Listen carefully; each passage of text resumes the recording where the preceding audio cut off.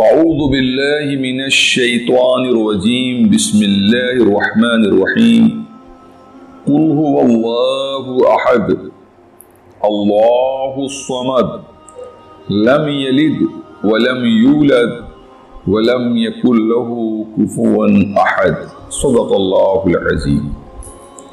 محترم سامعین حضرات، یہ سورہ پاک، اس کا نام سورہ اخلاص ہے۔ چنانچہ حدیث شریف میں آتا ہے کہ جو شخص اس سورہ پاک کو ایک مرتبہ تلاوت کرتا ہے تو اسے ایک ثلث قرآن پڑھنے کا ثواب ملتا ہے، یعنی 1/3 قرآن پڑھنے کا ثواب ملتا ہے۔ اس طرح سے 3 مرتبہ جب کوئی شخص سورہ اخلاص یعنی قل هو اللہ احد شریف پڑھ لیتا ہے تو اسے ایک قرآن کے پڑھنے کا ثواب ملتا ہے۔ اللہ کے رسول صلی اللہ علیہ وسلم کی بارگاہ میں ایک صحابی حاضر ہوئے اور انہوں نے عرض کیا کہ حضور، سورہ اخلاص سے مجھے بہت لگاؤ ہے اور بڑی محبت ہے۔ تو حضور سید کائنات صلی اللہ علیہ وسلم نے فرمایا کہ تمہیں سورہ اخلاص کی محبت جنت میں لے جائے گی، جنتی بنا دے گی۔ اس سورہ پاک کا شان نزول یہ ہے، کفار مکہ اللہ کے رسول صلی اللہ علیہ وسلم سے طرح طرح سے اللہ کے بارے میں سوال کرتے تھے۔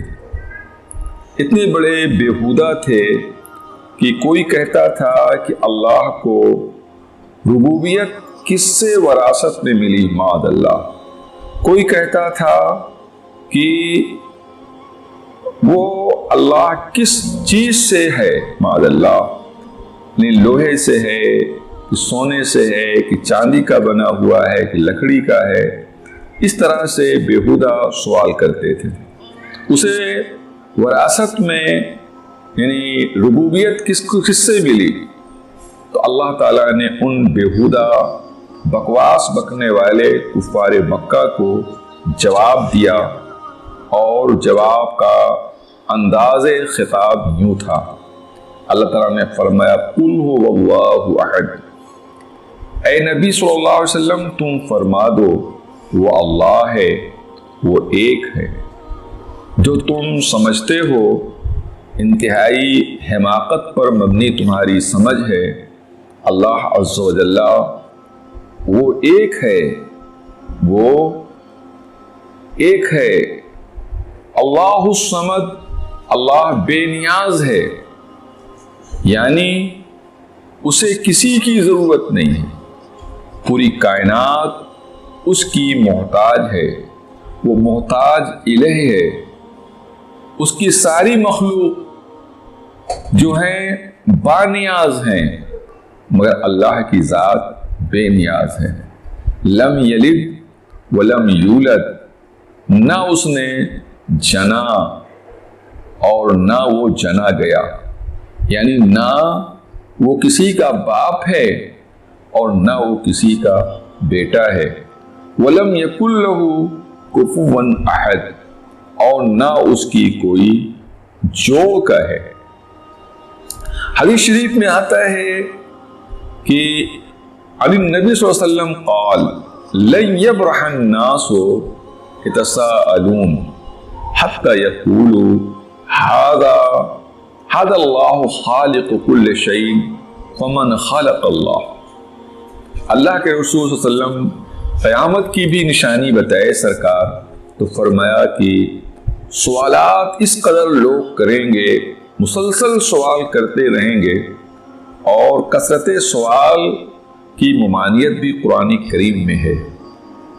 آج لوگ سوال تو کرتے ہیں مگر سوال کا جواب مل جاتا ہے تو اس پر عمل نہیں کرتے۔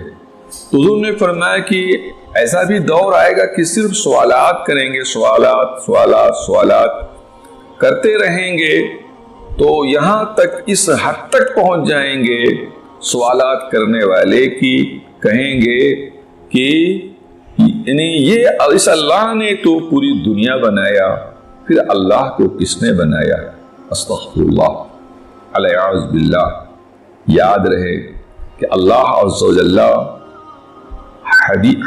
قدیم ہے، وہ ازلی ہے، وہ ابدی ہے، یعنی نہ اس کی کوئی ابتدا ہے نہ اس کی کوئی انتہا ہے۔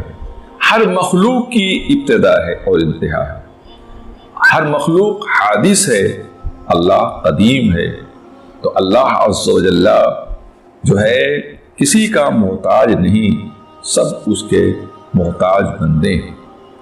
تو اللہ تبارک تعالی جو ہے خالق کائنات ہے، کریٹر ہے، سب کو وجود بخشنے والا ہے۔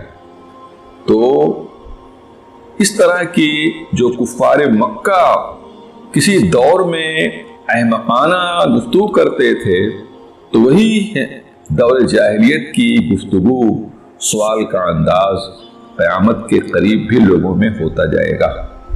تو اس طرح سے مسلمانوں کو اس سورہ پاک کا ترجمہ اور تفسیر، اس کا شان نزول معلوم رہنا چاہیے، تاکہ جب کوئی احمق ان سے سوال کرے کہ اللہ نے ساری کائنات بنایا تو اللہ کس نے بنایا، تو کہہ دیجئے کہ اللہ کو کسی نے نہیں بنایا، بلکہ اللہ از خود ہے اور پوری دنیا اسی کی بنائی ہوئی ہے اور اسی کی کریٹ ہے، وہ کریٹر ہے، وہ خالق ہے، وہ مالک ہے۔ ہاں دیکھیے اللہ تعالیٰ نے فرمایا لم یلد ولم یولد، نہ وہ جنا ہے اور نہ وہ جنا گیا ہے۔ تو دیکھیے میلاد ایک لفظ ہے، میلاد، میلاد کے معنی پیدائش بیان کرنا۔ تو معلوم یہ ہوا کہ اللہ کے مخلوق کی میلاد تو ہے، اللہ کے مخلوق کے باپ ہیں اور ان کی اولاد ہے، مگر اللہ تعالی والد اور مولود سے اللہ کی ذات پاک ہے۔ تو جس کی پیدائش ماں باپ کے توسط سے ہوئی ہے اور جس کی ولادت ہے تو اس کی میلاد بھی ہوگی، اور جس کی میلاد ہو جائے وہ خدا نہیں ہو سکتا۔ جس کی میلاد ہو جائے، جس کی ولادت ہو جائے، وہ خدا نہیں ہو سکتا۔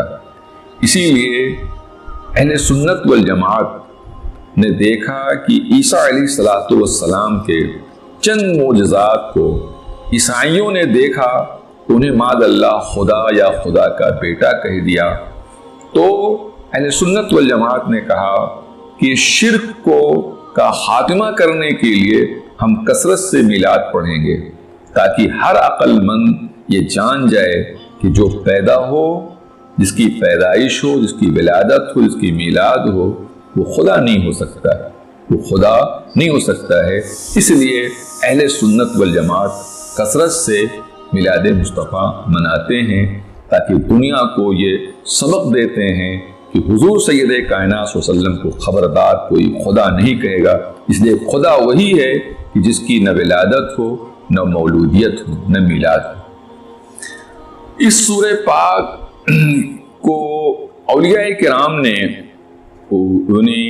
وظیفے کے طور پر اپنایا، چنانچہ اس کا فیضان ان پر بہت جاری و ساری ہوا، اور اس کے توسط سے اولیاء کرام سے بہت سی کرامتوں کا صدور بھی ہوا۔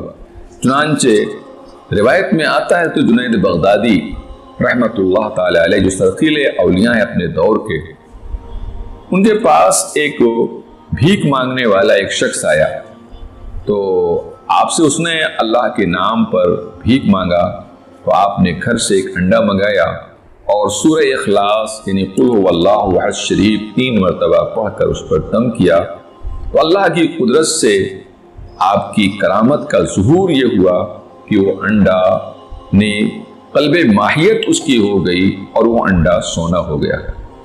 سائل کو دے دیا، سائل بہت خوش کی، آج سونے کا ڈلا ملا، اور ساتھ ہی ساتھ اس کو یہ خوشی کہ سونا بنانے کا گڑ بھی ملا، فارمولہ بھی ملا، اب تو بہت آسانی کے ساتھ ہم بھی سونا انڈے کو بنا لیں گے۔ گیا گھر اور اپنی اہلیہ کو سونے کا ڈلا دیا اور کہا کہ اب جس طرح سے چاہو عیش و عشرت کی زندگی گزارو، اس لیے کہ میں کیمیا گری سیکھ کر آیا ہوں اور جب چاہوں گا انڈے کو سونا بنا لوں گا۔ چنانچہ بیوی نے ایک دن کہا کہ جو پیسہ تھا وہ ختم ہو گیا، تو انہوں نے بڑے تاؤ سے کہا کہ لاؤ تو انڈا۔ چنانچہ ان کے ذہن میں یہ تھا کہ میں بھی سورہ اخلاص پڑھوں گا، دم کروں گا تو انڈا سونا ہو جائے گا، جیسا کہ جنید بغدادی کے ساتھ ایسا ہوا۔ چنانچہ وہ 3 مرتبہ پڑھا، 30 مرتبہ پڑھا، 300 مرتبہ، 3000، 30,000 ڈالا پڑھ ڈالا، مگر انڈے کے اندر کوئی تبدیلی، پیلا پن بھی نہیں آیا۔ وہ بڑے غصے میں حضرت جنید بغدادی کے پاس آیا اور کہتا ہے آپ اللہ والے بہت چھپاتے ہو، جس چیز سے وہ انڈا جو ہے سونا بنا تھا اس کو آپ نے زور سے نہیں پڑھا کہ مجھے معلوم ہو جاتا، مگر آپ نے تو صرف سورہ اخلاص ظاہری طور پر پڑھا، مگر جس سے بنتا ہے اس کو آپ نے خفیہ طور پر پڑھا۔ حضرت جنید بغدادی نے فرمایا قسم وحدہ لا شریک کی کہ میں نے صرف سورہ اخلاص پڑھا تھا، مگر ایک بات یاد رہے کہ سورہ اخلاص کی تاثیر اپنی جگہ پر مسلم ہے، مگر اس کی تاثیر کے لیے زبان جنید بغدادی چاہیے جو تقوی شعار ہو، جو پرہیزگاری لیے ہوئے ہو۔ ذالک فضل اللہ یؤتیہ من یشاء، یہ اللہ کا فضل ہے جسے چاہتا عطا فرماتا ہے۔ چنانچہ اہل سنت والجماعت کے نزدیک الکرامت حق، کرامت حق ہے، اور کرامت کسی بھی ولی سے جو کرامت صادر ہوتی ہے تو وہ جس یعنی نبی کا امتی ہوتا ہے اس کا فیضان نبوت ہوتا ہے، اور نبی کا فیضان نبوت جو ہے وہ اللہ کی قدرت سے ہوتا ہے۔ اس طرح سے کرامت کسی بھی کوئی بھی کرامت کا جب ظہور ہوتا ہے تو اس میں اللہ کی قدرت اور جس کا وہ امتی ہوتا ہے اس کی نبوت کا فیضان جاری ہوتا ہے، اور تب اللہ تبارک تعالیٰ کسی بھی ولی کے ہاتھ سے انہونی چیز کو ہونی کر دیتا ہے۔ اس کو جو ہے شریعت کی زبان میں کرامت کہا جاتا ہے، اور یہ سب ذالک فضل اللہ یؤتیہ من یشاء، یہ سب اللہ کا فضل ہے جسے چاہتا ہے عطا فرماتا ہے۔ تو سورہ اخلاص کا ترجمہ پھر ایک بار آپ لوگ سن لیں۔ اللہ تعالیٰ فرماتا ہے اپنے نبی کو مخاطب کر کے، اور ایک بات یاد رہے کہ اللہ ایک ہے، اللہ بے نیاز ہے، اللہ نہ والد ہے نہ مولود ہے نہ اس کا کوئی جوڑ کا ہے، مگر وہ اپنے نبی کو پہلے خطاب فرماتا ہے تم کہو اس چیز کو، تم فرماؤ دو اس چیز کو۔ معلوم ہوا کہ اللہ کے نزدیک اصل توحید جو اللہ کے نزدیک قابل قبول ہوگی بندے کی، وہ جو رسول کے مادھیم سے ہو، جو رسول کے توسط سے ہو، اسی توحید کو اللہ تعالیٰ قبول کرتا ہے، اور جو حضور کو نگلیکٹ کر کے کوئی شخص لاکھ توحید اللہ کی بیان کرے اللہ اسے قبول نہیں کرتا۔ اس پر لفظ قل هو اللہ احد مکمل طور پر دلیل ہے۔ چنانچہ اللہ تعالیٰ فرمایا تم فرما دو اے نبی صلی اللہ علیہ وسلم، وہ اللہ ہے، وہ ایک ہے، اللہ الصمد، اللہ بے نیاز ہے، لم یلد، نہ اس نے جنا ہے، ولم یولد، نہ وہ جنا گیا ہے، ولم یکن لہ کفوا احد، نہ اس کا کوئی جوڑ کا ہے۔ اللہ تعالی ہم سبوں کو قرآن فہمی عطا فرمائے، باللہ التوفیق، وآخر دعوانا الحمدللہ رب العالمین۔